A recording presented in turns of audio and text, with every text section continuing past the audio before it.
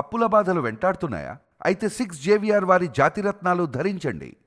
నమస్తే, welcome to our channel. నేను మిసిరి. ప్రస్తుతం మనతో పాటు ఉన్నారు వంటింటి చిట్కాల master ayurvedic doctor Chittibotla Madhusudana Sharma garu. Doctor గారితో మాట్లాడతాం. డాక్టర్ గారు నమస్తే. నమస్తే.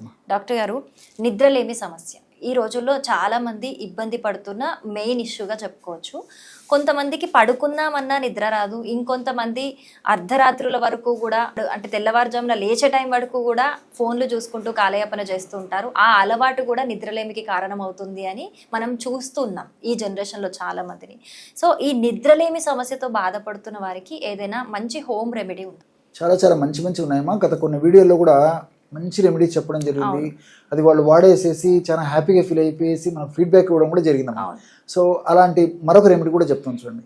దీనికి కావాల్సినటువంటి పదార్థాలు 3: జాజికాయ పొడి ఒక 10 గ్రాములు, దాల్చిన చెక్క పొడి 10 గ్రాములు, జీలకర్రను వేయించి చేసినటువంటి పొడి 50 గ్రాములు.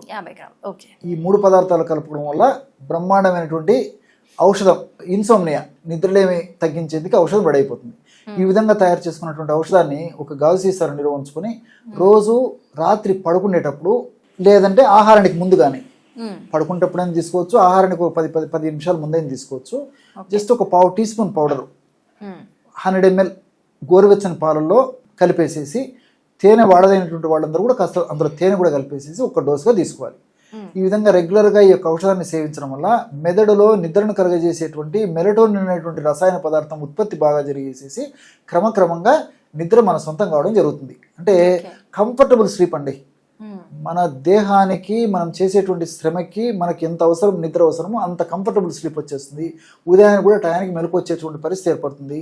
ఇంకోటి ఏంటంటే ఎలాంటి సైడ్ ఎఫెక్ట్స్ కూడా ఉండవు దీనివల్ల.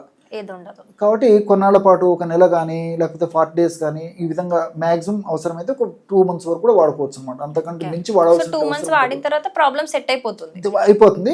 దీనికి కొన్ని జాగ్రత్తలు కూడా తీసుకోవాలండి. కాబట్టి రాత్రి పూట పెందలాడే ఆహారం తీసుకోవడం అలవాటు చేసుకోవాలి. తొందరగా తీసుకునే ఆహారం కూడా లైట్గా ఉండేటువంటి ఆహారం తీసుకోవాలి.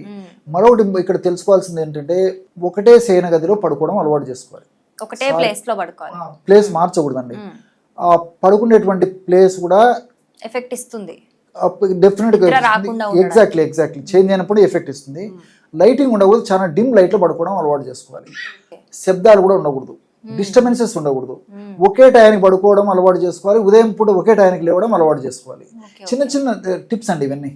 ఇలాంటివి చేస్తూ మరొకటి కూడా ఏం చేయాలంటే, కొన్నాళ్ల పాటు పడుకున్న తర్వాత 1 to 100, 1 2 3 4 అని చెప్పేసి లెక్క పెట్టుకోవాలి. కళ్ళు మూసుకొని మళ్ళా దీన్ని ఆరోహణ క్రమం ఉంటారు. తర్వాత 100, 99, ఎగ్జాక్ట్లీ కరెక్ట్ చెప్పారండి. మళ్ళీ వెనక్కి రావాలి. దీన్ని అవరోహణ క్రమం ఉంటారు. 100, 99, 98, 97, 96, 95, 94, ఈ విధంగా 93, ఈ విధంగా వెనక్కి రావాలన్నమాట. సో ఈ విధంగా 1 to 100 ముందుకు వెళ్ళిపోతుండాలి. మళ్ళీ 100 నుంచి బ్యాక్ వస్తుండాలి. మనకు తెలియకుండానే నిద్రపోతాం.